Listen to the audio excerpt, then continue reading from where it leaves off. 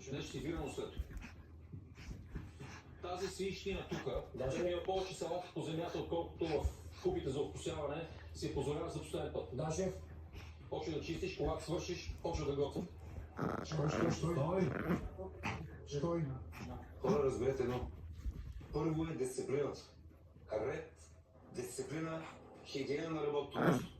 Ред и дисциплина определено липсва и при златните котки. Така. Ако искаш да гониш. Ами Нищо, няма, нали трябва да почваме има тигани. Ризото. Ризото меню и къде има ориса изобщо. Слушайте ме, най-напред искам всички да си съберете по станцията, на който каквото му трябва продуктите. Всички съберете, слагате си на станцията да бъдат до вас.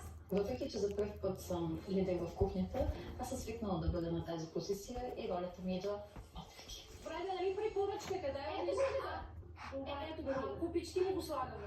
Виждам аз как на станция гарнитури става някаква странна какафония. Сиренето къде е?